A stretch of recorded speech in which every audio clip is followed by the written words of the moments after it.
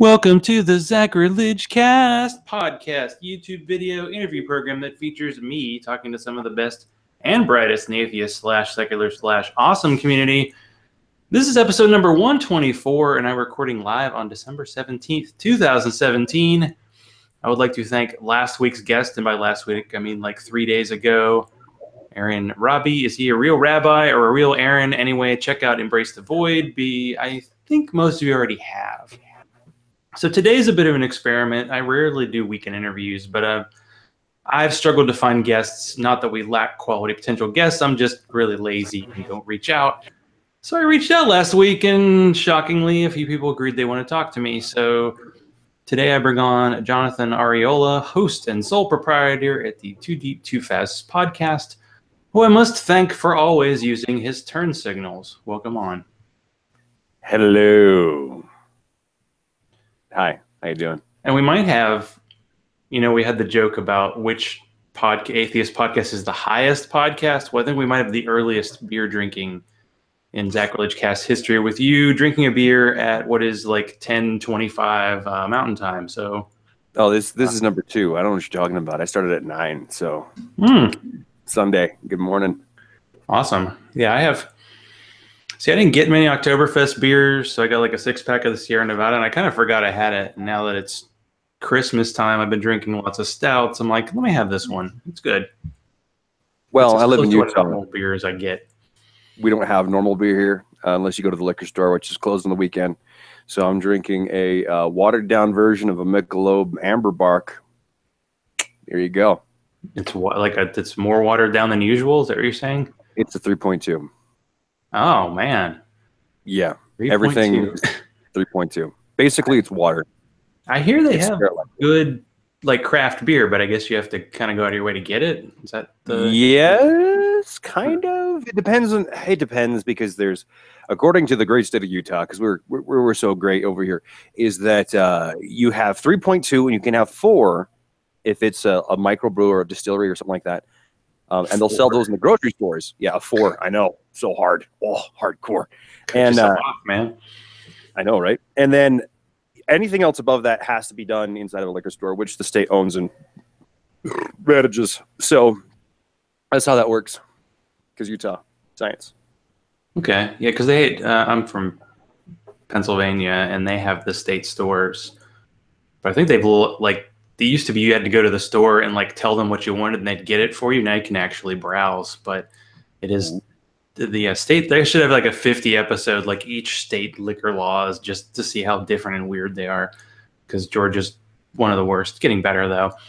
But we got to get started. We got to get rolling. So out of context quotes from me listening, I'd say binge listening to your show. I've always been a strange child, and I think I'm forgetting my point. Yeah, that's pretty much it. I have ADHD, so if you didn't know that by now, listening to my show, then I'm surprised at you, and maybe you have your own spectrum thing going on. But yeah, ADHD is a friend of mine. Since birthday parties, gifts, cards, the whole 9. It's nice. So I heard something about you and a ladder. Do you have a story to tell there? I was putting up a banner, and apparently ladder safety, folks. You got to make sure the base is properly secured and you're not standing on a slick surface. So it kind of slid out that way, and then I fell straight down with my leg in the rung. I thought I broke it, but I didn't, which is good. So you did nothing broken. That's good. Nothing broken. No breaks. No hospital visits. Workman's comp at least, because it was at work. So, all right. So what made you decide to jump in on this podcast bandwagon? I believe you've been at it for about a year or so. Is that right? Maybe longer? Yeah, for about a year. Actually, it was I was severely depressed and working as a night auditor at a hotel. And there was somebody I was turning to work with me who has, I think it's rheumatoid arthritis or something like that. We're in joints hurt, but she's 19 years old. And so she was talking about her disease and how difficult it was sometimes. And some days she'd come all dolled up and happy and spunky and everything's fine. And the next day she looked like she's dealing with the flu, but it's just her own immune system attacking her joints. So she and I would have these long conversations about life and philosophy and politics. And then there was this other guy that delivers newspaper.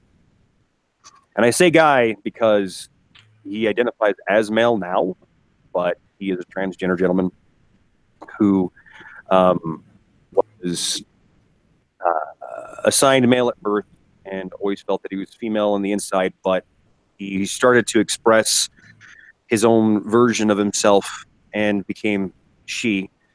Then lost his her wife and children, and in order to get them back, went back to being male, and has then since tried to deal with life as such in our little rural town of Utah. And we would have these deep philosophical conversations. And I thought to myself, I need more of this in my life. I wish I could do this all the time because I'm going to be leaving this job.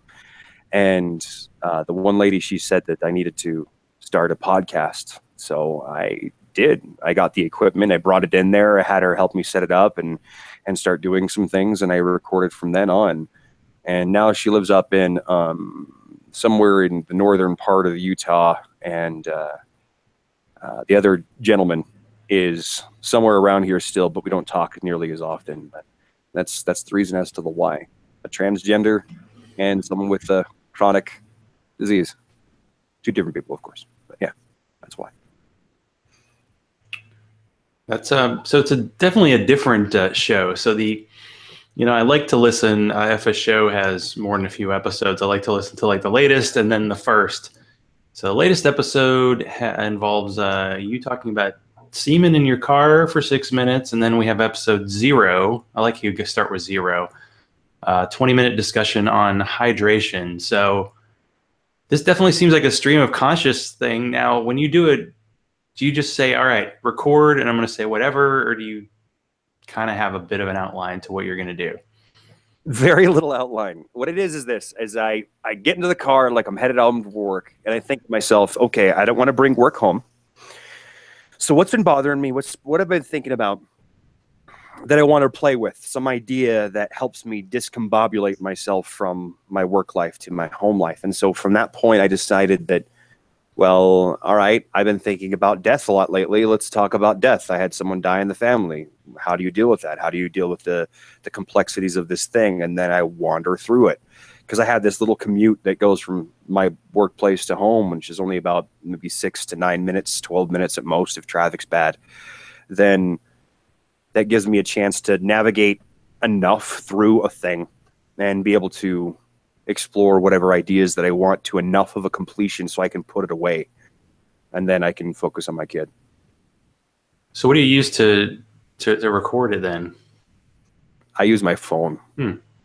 It's a G Moto Play 4 thing. That's what it is.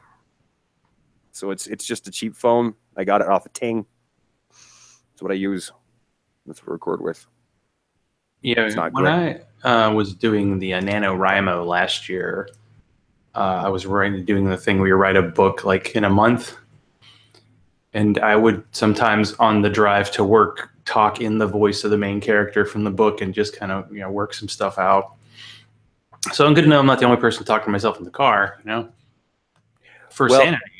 Everyone does, whether we think so or not. We do all the time. Sometimes it might be like, there's a dog. That guy's an asshole. But that's, it's the inner dialogue that people have all the time. And sometimes there's some really beautiful and terrible thoughts that happen. And sometimes it would be interesting to see some of that come out and actually formulate it in some way that has a structure that makes sense, that isn't just the garbled mess that most people's brains are, especially those with ADHD. And I'm trying to do with it, it's more diary than anything else.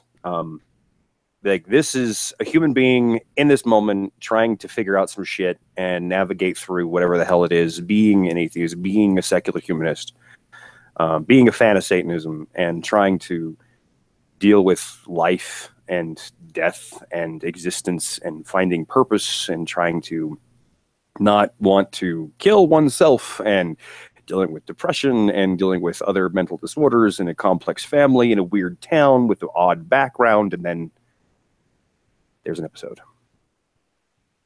Now you say you're like a fan of Satanism, so you're like kind of on the sidelines rooting for it, or you're not fully involved. And because I know Satanism gets a bad rap, but I suppose as a fan, you probably could talk about it a little better than I would.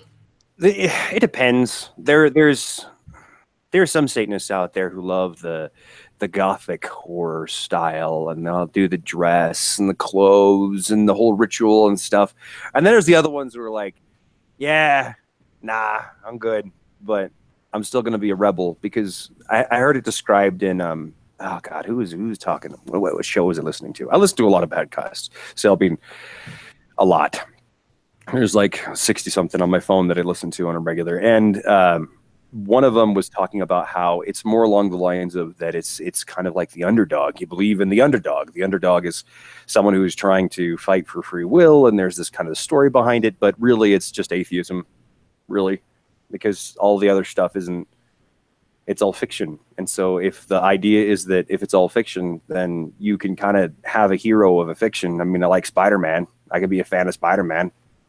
Why not? And especially if you hang out with a bunch of people that all they do is talk about Spider-Man, then you consider I'm one of the Spider-Mans.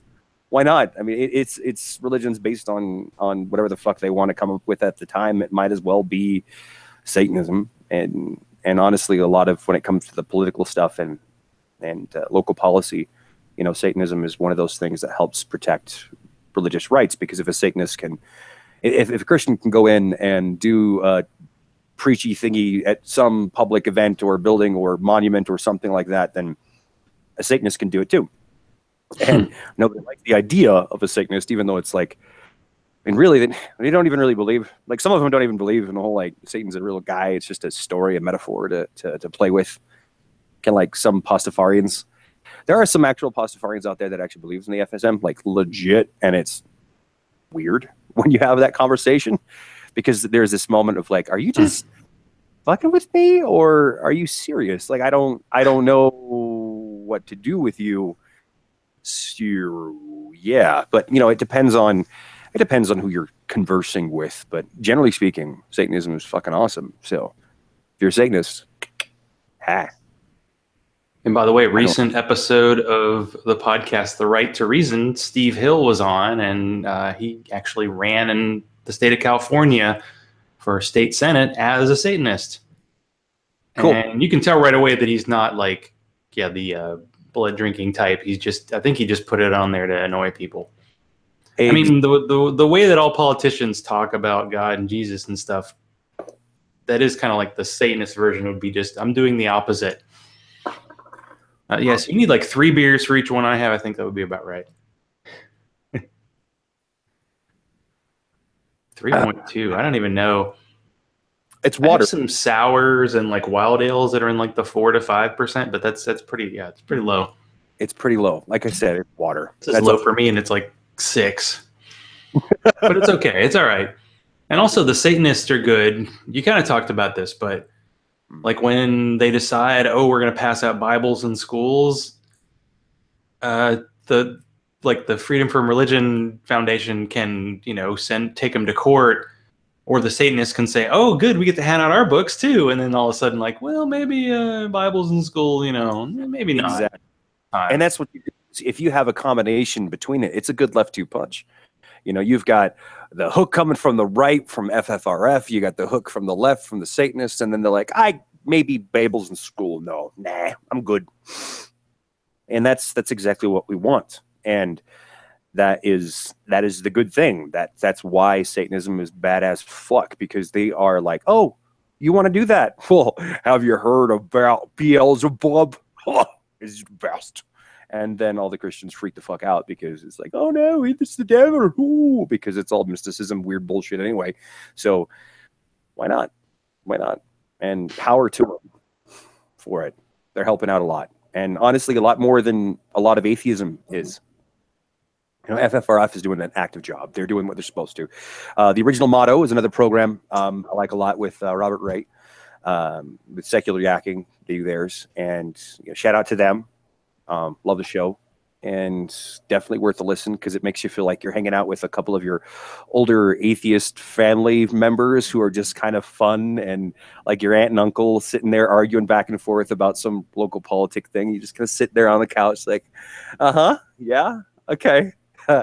You guys are great. That's what I like about them. But overarching, again, ADHD, I bounce around a lot. Welcome to the show. This is how it goes. There you go. When it comes to that aspect of it, most atheism is really inactive. We don't do much. You know, there's not, I don't believe in God. Now what? All right. Well, where do my interests lie? I like video games. I like anime. You know, now what? What do you do with it? What does that even mean? Like, once you make that decision, once you come to that realization, nothing about your life really logistically has changed. There's nothing more to it than just, oh, I don't believe in God now. Okay, sure, that has some implications. That means like, okay, well, what about determinism? What about free will? What about an afterlife? What about how do you define your morality? Oh, excuse me. Like that. Part of it has, I feel like this is gonna be, it's a morning. This is fucking shit. Anyway, so when it comes to defining your own personal morality, you know, you need to find out what that is. And the truth is, as far as I see it, is that people don't really use religion to find the morality because the book is fucking gross. You know, you got the story of Lot, and he was chosen by God to help repopulate the world with his own daughters because incest is cool, I guess. High five. And not really. That is a relatively common theme. Yeah, it's like the whole Noah thing. It's like, you know, they're all like 8 people in the world. There's going to be a little incest. But apparently it was different back then. That's what the only apology. I think it's like, let's just distance ourselves instead of go, oh, no, let's try it. We can justify this. No, don't. But yeah, too late. Apologies. Ugh. You know, and so... The overarching point that I was trying to get at is that you've got Satanists trying to do stuff. You've got a few atheists trying to do stuff with FFRF, with Original Motto. But by and large, not a lot of us are doing much. You know, we can have our podcast, we can have our show. But as far as actual activism, Satanists are the go-to. And they're kick-ass. So that's why I'm a fan. And you should be too, in my opinion. But, you know, you do you, I guess. They are the go-to. So how does your show, I mean, obviously you don't always record in your car, right? No. But is there a time frame for how often, you know, episodes come out? And, you know, like I said, first episode listened to was 6 minutes and one was like 20. So it's a little bit variable in length, huh? Yeah, because, okay, here's what I figured. I listened to a shit ton of podcasts before I started. The first podcast I ever listened to in the atheist community was Ask an Atheist. Now Ask an Atheist with Sam Mulvey. I've been listening to them for like 7 years. The first episode I watched was when they had a TV show. Okay, this is way back, and I loved the format. And I realized that as I built up my list of podcasts I listened to and the explosion of new podcasts coming into, the only way I was going to hop into the medium and be given any time, because the ability of me to put together something that is intriguing and interesting that doesn't make me want to kill myself in the process of making it is something that requires no editing. And the truth is, you don't want to hear me ramble for an hour and a half because you are already listened to as a listener of Zachrilege and other podcasts. You already listened to like 20, 30 different shows, and some of them are hours long, and you don't have time to incorporate Johnathan Ariola with TDTF Pod into your day. So if I made it short, if I made it brevity episodes of 6 minutes, at the very most 20 minutes of me going through something, then you have time for me to slip me into your list of, there's a sexual innuendo in there somewhere, but slip you into the list of things that you do every day. And if I keep them short, then you'll at least try to give it a shot. If it's not something that you like, then fine. But then again, it's kind of a self-weeding garden. The people who listen to my show like me because it's me doing the whole thing. It's not through a facade of trying to do a certain style of radio show or interview show. It's just me sitting in the car by myself, pretending to be listened to someone, and trying to navigate through my own thoughts, feelings, emotions, and concepts and concerns that I have at the time. That's what it is. And those that have listened to my show, I've got like maybe 32 listeners that really like what I do, like legit listen all the time. And there's tons of people that come in and out, but mostly it's a body of about 32 people who actually listen to. Bunch of diehards. Yeah, they're the diehards, and they like it. You know, for them, I've had responses of like, it's nice to hear that there is someone else who struggles every fucking day to deal with everything, all the time. That their overanalysis of thought and their own emotions and social interactions are just huge. You know, one of my earlier episodes was about some lady who just came off as this horrible human being, but that's not what she meant to say, but that's what she said to me.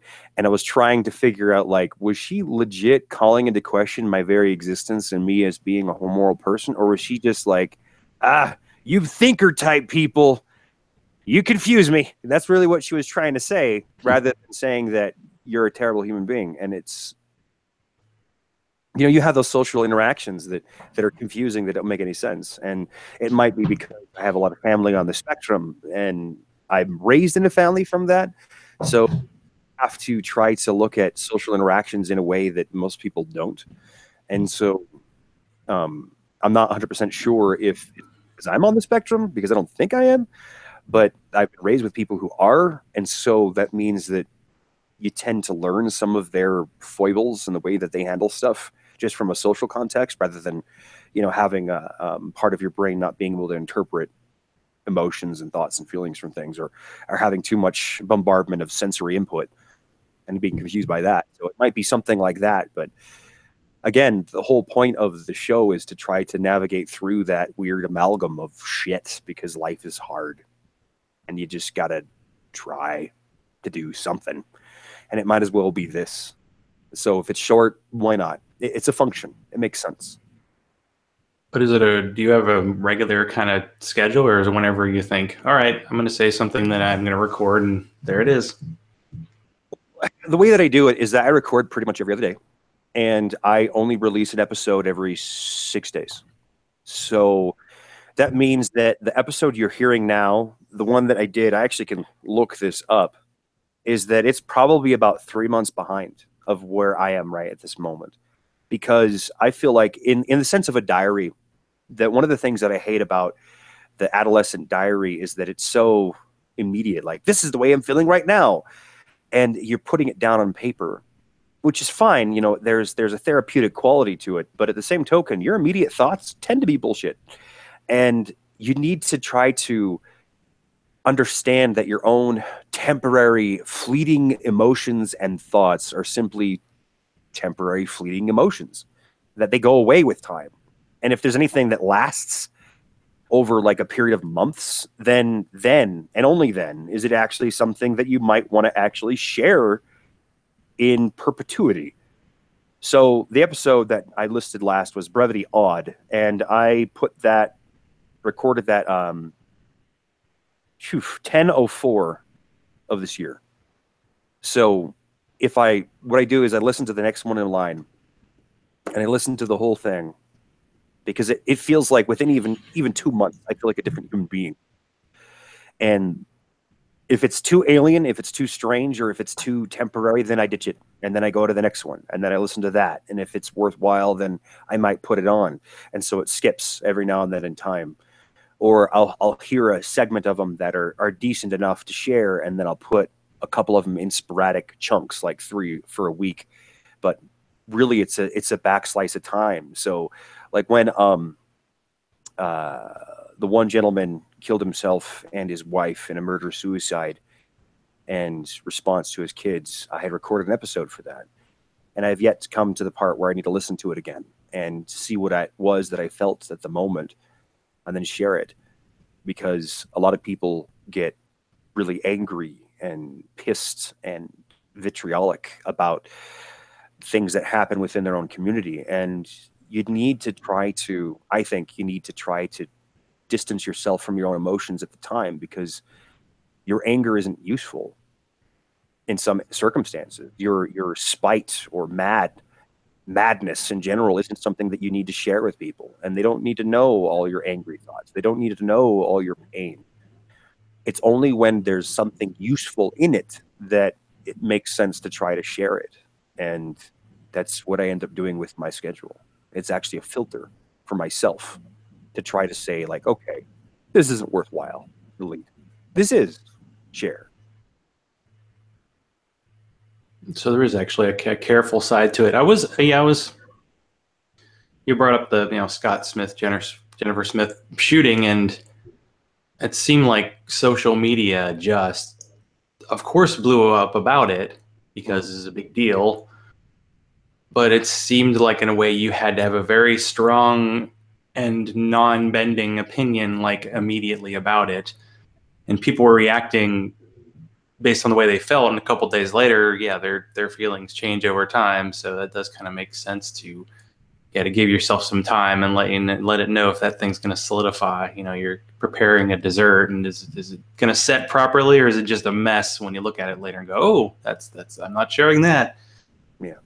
So good point there. Dang. So I should post these 2 months later, huh? Record more often, yes, and then post them later after you actually have done them.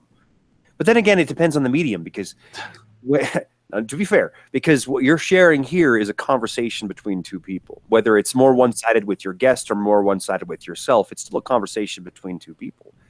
And a lot of the stuff that I talk about is very meta about podcasting and communication in general. That when I'm doing it myself, it's a diary. It is me driving home, processing the day, processing something I've been bothered about life in general. And sometimes when you have that moment of clarity of like, oh shit, I'm not a creature of free will. That doesn't actually exist. What does that mean for me? Then, you've got some navigation to go through to try to play with it, to see what the implications are, and what does that mean for you, if anything, and trying to push through those thoughts to get to the end. And that might be temporary and not worthwhile, because it's just you confused. It's basically episode A, confusion, episode B, mild confusion, episode C, generally okay. And you don't want to hear my complete if I'm not free will, oh God, like I'm having a panic attack. Why would you want to hear that? That doesn't make any sense. It doesn't have any function. And so I edit myself by just not putting it through. Because again, it's 6 minutes of my time. That's not a lot. I don't edit. I don't put through any audio filters. I just use a basic recording program that has a higher res that works with the format that I release on through SoundCloud. And that is it. So if it works, then it's fine.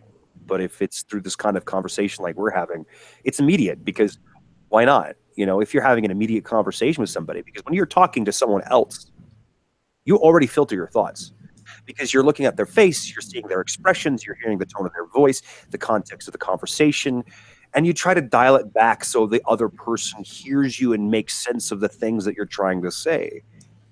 If it's just yourself, you don't do that to yourself. You don't edit your own thoughts. It just spills out. And when that happens, I hit my mic. When that happens, it's not useful in the broader context of even your own communication with yourself, because now there's that moment. I'm going to drive into traffic or oncoming traffic. I'm in this lane. We're going down a highway. What would it be like if I just turned the steering wheel to the left a little bit? I'd hit this semi. Probably spin like this. I'd be very dead. That guy would probably cry and maybe try to commit suicide later because he killed somebody, he didn't know why, and maybe he'd try to lean on his religion to try to make himself feel better. All right, well, that was a fun thought. Let's stop playing with it now. What's the point? Even though that's a thought that happens, even though that's just this brief, uncontrolled, just whoop, there it is. Why is that something that's really worth your time? It's that the human being, the way that we think in our brains is really noisy. And Not all of it's signal. Trying to detect the signal in the noise. That's a lifelong goal. You've got a lot of different scientists that are looking at the noise that's coming out of it. It's not just background radiation, but something unique that's from another civilization. SETI is great in the sense that it's not woo. It's like legit trying to find stuff, but we haven't found anything. But still, it's trying to narrow down what's there into something that's useful, that makes sense. And in a weird way, I'm not trying to draw direct parallels between me and the SETI program. You clearly are. No. Well, you mentioned, and it came up in an episode, OCD. So what is SSRI treatment? Selective serotonin reuptake inhibitors. It's Zoloft, Paxil. All those are the things. SSRIs are your basic antidepressant meds. They are the things that when your synapses go back and forth, there's diagrams online, look it up there. But for me, it's a treatment that allows me not to feel terrible all the time. Or I should say it's anhedonia. Anhedonia is the inability to feel pleasure or derive pleasure from things. And so it'd be like, I eat a sandwich. First of all, let me just say now that I'm on my meds, sandwiches are fucking amazing. They got different textures. They got different temperatures in there. You've got your umami, the feeling of mouthfeel, salty, savory, sweet, crispy, wet, dry. It's all in there. Everything is perfect in a fucking good sandwich, okay? Sandwiches are bomb. But I would eat a sandwich and I would feel no joy. That's wrong. That is incorrect experience of eating a sandwich.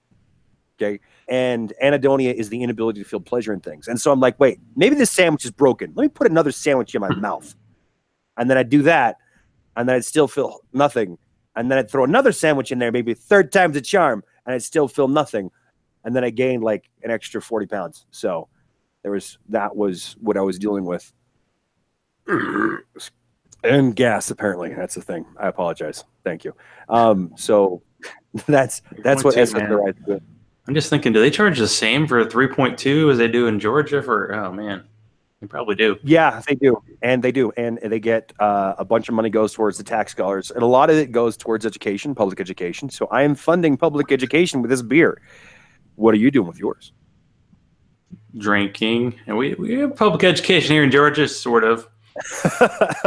Still the but theory. It's funded by the beer. Huh? There you go. So you win. I win. That's right. I win. Also, but sometimes with people, like OCD, they think, oh, this is just something I have to deal with. This isn't like a real problem. What made you say to yourself, I have to do something about this? Well, I myself don't have OCD. The context of it is that there's a difference between OCD and just OC. That someone can be obsessive compulsive, have obsessive compulsive thoughts, but it doesn't really manifest into a disorder where it interrupts the function of your daily life. That my brief study in psychology was that when it comes to anything we classify as a disorder, either through the DSM-5 and through solid-ish science when it comes to psych, is that the problem that manifests into a real, legit, life-altering issue is whether or not it causes issues in your life. So if you have like, all right, dude, I don't like it when my fruit cocktail touches my sandwich. It makes it wet. And I can't do it. I can't do it. And so the sandwich does it. And I just like, I got to throw this away now. I have to throw this away. I can't. All conversation stops. It goes into the garbage can until I get a new sandwich. But at the same token, like, really, does that really impact your life seriously? I lost maybe $5 worth of food. Meh. Or I might get annoyed at somebody who's serving me food. And so what? Like, I'm just, hey, don't make sure they have separate. Or I always have a tray that has the separation thing. What, that's the difference. That's just obsessive compulsive. That's not really a disorder. If I can't leave the house unless I've checked the doorknob 32 times and the rear doorknob 36 times because it has a bit of a hitch, and I have to retie my shoes 6 times, and it always makes me late. And so I have to wake up at 5 in the morning to do that. So I'm chronically tired because I'm never sleeping well enough. That's when it becomes a disorder. That's when it becomes a problem. And so by using that same thought process when it comes to all psychological problems in general, that there are a lot of people who have stuff that's borderline. You know, it's kind of like thinking about autism spectrum disorder as well, is that it really is a spectrum. So that it goes from like just barely to like pretty serious. But when it comes to autism, when you meet one person with autism, you've only met not negative of the whole population. And so when you try to think of all psychological disorders from that perspective of trying to say that, well, you know, you might have somebody who's really close to being on the autism spectrum disorder between the psychological test that they evaluate, and they're not really on that list because they don't meet enough of the qualifiers based on that test. And that has to do with psychometrics, which again is the ability to study of tests, the testing study of tests, and to try to understand whether or not it actually pops up. And you apply those 3 concepts of disorder, not a disorder, the sensitivity and spectrum to different thought processes across the board, then there's a whole list of things that bring you certain amount of distress, but don't really seriously impact your life to the point of disorder that still need to be addressed though, which is honestly where I think philosophy steps in. And that I think is a lot of the philosophy podcasts, like even Embrace the Void is basically in that area. Hey, you got some problems, but it's not serious enough for you to take a pill or anything. So let's try to think about why this is not terrible.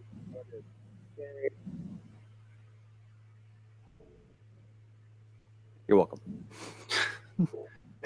Your audio is popping a little bit on and off, so I don't know. Let me make a minor adjustment here. Okay, and kudos to the mic. So what's it like? I mean, I think you might. I mean, I was on was it Utah Outcasts? I think that's what they're called. But I haven't actually had them on this show, so I don't think I've had anybody from Utah. What is it like? I mean, you're not even in like the Salt Lake City. You're like in the rural area, right? What's it like there? And are you from Utah? And yeah, do you have a kind of a Mormon background then from being there? Funnily enough, no. I come from a Catholic background because my grandmother, she was raised, she was an orphan and then adopted by a Mormon family, and she had friends that were roughly the same age as her.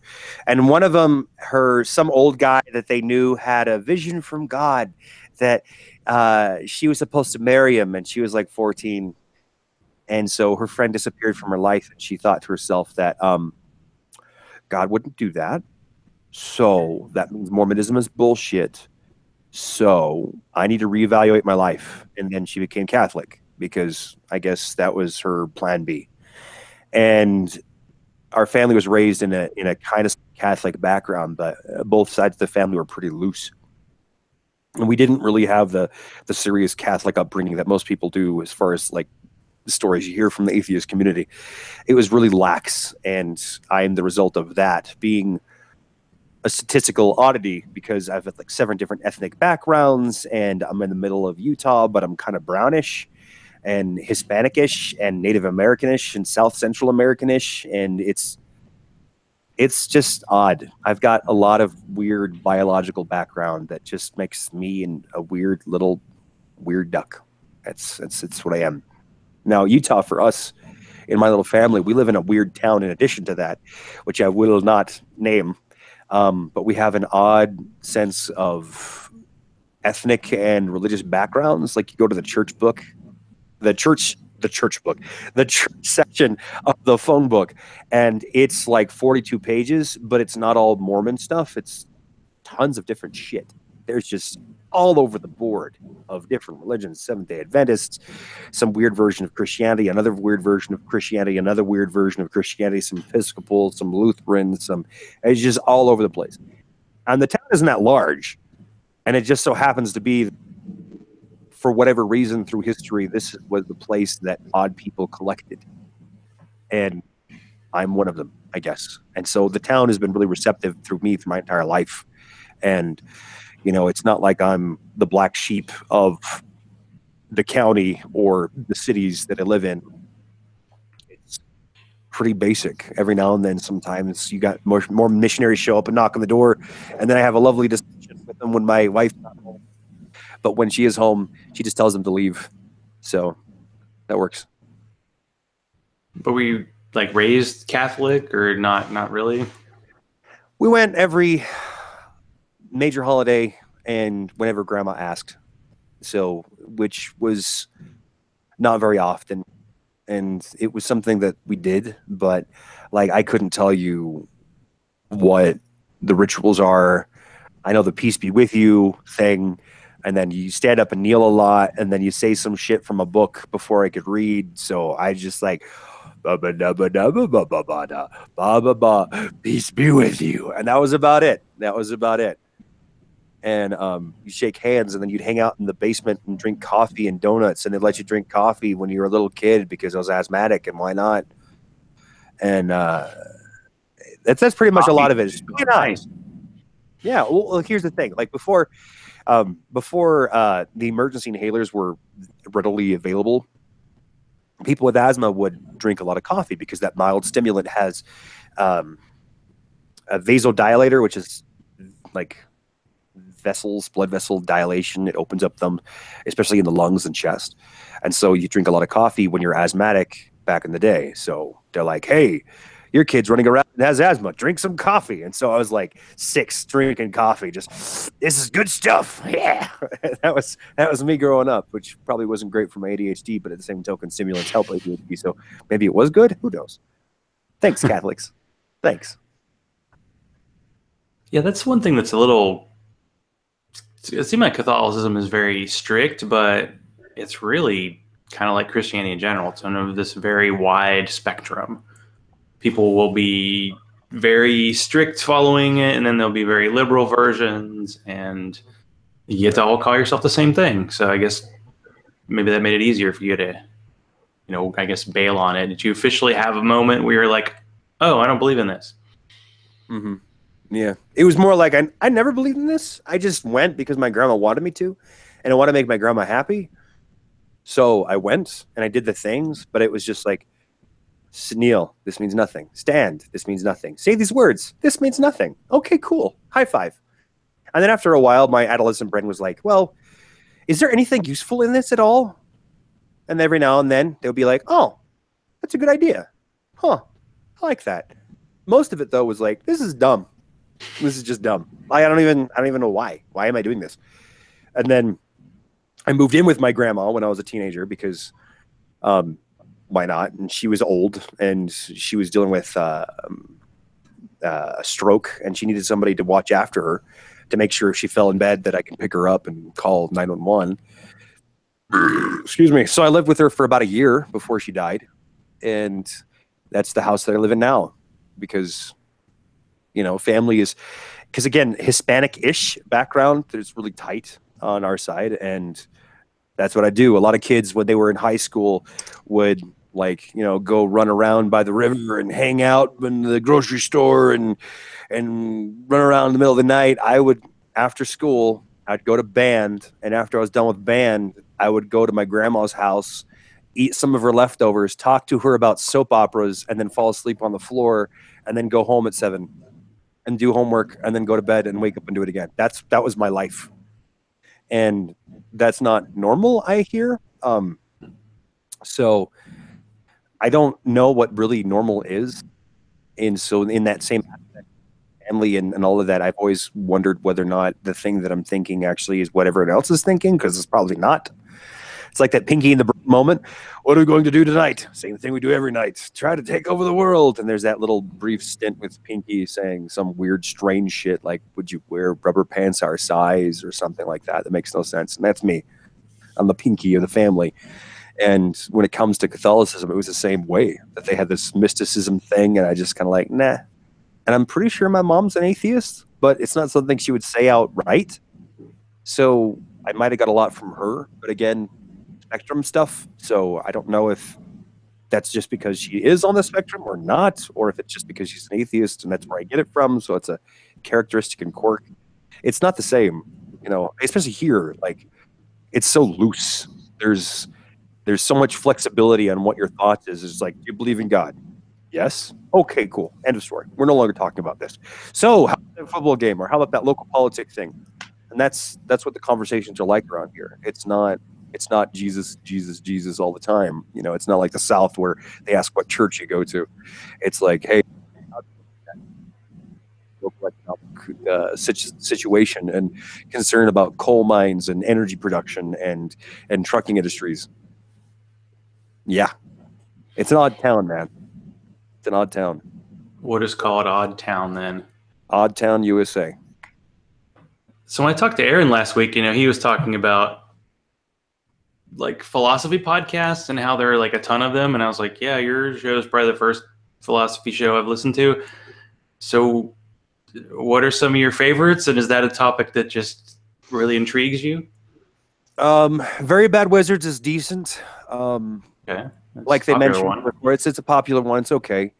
There's also Partially Examined Life, but that's only if you have the feel that you want to jump down some deep dive stuff. Like we're going to talk about Native American culture and the misappropriation of culture based on TV series.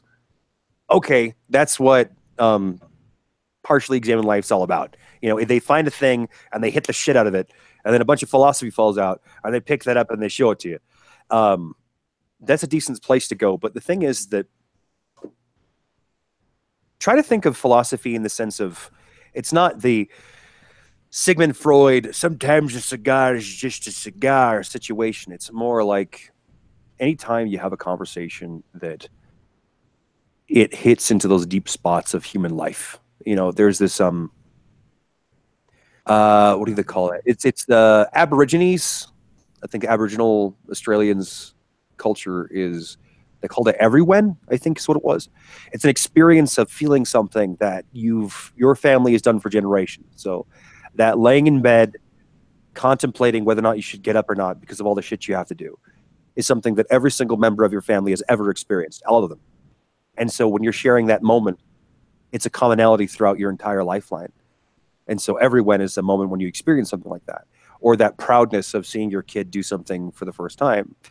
That there are moments throughout life that fit into that category. So when you say philosophy podcast, you have an idea of what that's supposed to mean. And you think of Very Bad Wizards, Partially Examined Life. But when I think of a philosophy podcast, I might think of Dan Carlin's Common Sense.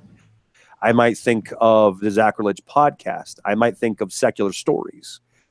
I might think of some of the podcasts that have these intimate conversations between people that are really trying to understand a thing and the way that we understand things. Sam Mulvey, Ask an Atheist, all of that. That for me, those are philosophy podcasts. So in that idea, I think that Ask an Atheist is one of them. It's a really good philosophy podcast that you should jump into because they do deal with a lot of philosophical concepts. Because we're atheists, we don't believe in this strict moral high authority thing. And so it's all of us just trying to figure out what we should be trying to do with the best way that we can and whatever reason and rationale that is. It doesn't have to be structured formally like the way that Embrace the Void, their background comes from, being a professor in philosophy. That the difference between a philosopher in the formative sense, in the traditional sense, is only because they wrote the books that have been popular and dealt with that. You probably have millions of people who were decent philosophers, but they never wrote anything. And so how would I know that they're a philosopher? Well, you don't. But it doesn't mean that they didn't have the ability to delve into those life questions with a decent sense of rigor and meticulousness and thoughtfulness and time, because they have dedicated their lives to it. It's just that they don't talk about it nearly as much. And I would have to say that a lot of our podcasts out there fit into that category as well. So in theory, anything could be a philosophy podcast. Weird. No. No. Podcast about cats. Well, I mean, every podcast can talk about philosophy. Like I listen to a lot of fantasy football podcasts, but occasionally, they get into like the theory of why people do things, and that I think that might qualify. Now, sadly, I wanted to go an hour because I do have movie tickets to an very important movie coming up soon. I have to sadly call this short, so I would like to say, so is there anything else that we didn't talk about that you wanted to cover? And of course, please tell everybody how to find your show. Okay. Yeah. So this whole situation, what I want everyone to pull away from it is that we can do whatever the fuck we want. And whatever the fuck that is can be as boring or as interesting as you choose to make it. And if you see something that it is only your own individual perspective between one person or another, some people find this super interesting, some people find this not. And that is entirely up to, it's not based on some hard and fast description as what's good and what's not. It's just what you enjoy. And that's probably why I have such a small audience, quite honestly. But at the same token, if you do want to listen to my weird rambling shit, and it's a lot more concise in my brevity episodes than what I've done here, because again, I don't do long form well. That's why I try to keep it short. Then it's TDTF pod, as in T is in Tango, D is in Delta, T is in Tango, F is in Fox, pod, P-O-D. And whether it's a Gmail or anywhere on the internet, you'll find me. Just TDTF pod, because apparently it's the only place that pops up. And you can listen to my show. I put up something else every once a week at least, and you can enjoy it from there. But just try to examine your own personal life and try to be as honest with yourself as you can. And sometimes it's not great. Sometimes the honest things that come out of your mouth, out of your emotions, out of your thoughts, aren't pleasant. And that's not something we should shy away from. It's something that we should try to understand and experience. It's something that we should try to explore and figure out where we are. And whatever our feelings are at the moment are transitory. They go away after a bit. And trying to understand that is basically the function of life that I found. So just do it, because why not? And if you want to know what Johnathan thinks about this interview, you'll find out in 2 months. So it's a bit of a time travel as well. Exactly. Unless he gets a little behind because of, holidays and such, Festivus poll and the like. Okay. Well, if you want to support this show, be like Bobby, Hugh, Teody, Marissa, go to patreon.com/Zachrilege. We have something in common, hard to spell shows. Zachrilege. That was after just one beer. I know, it's during the day on a Sunday. I don't know what's wrong with me. Follow me on Twitter at Zachrilege, like the Zachrilege cast page on Facebook. Send all mail, guest ideas, positive, negative, whatever, to zachrilege.cast@gmail.com. Thanks again to Johnathan for being on today. So for everybody listening, stay safe. If you need to chat, I'm available. We're available. If you're an atheist and feel alone, you're not alone. Reach out. Let's get that human connectedness that keeps people coming back every Sunday. Stay skeptical. I love all y'all, and goodbye.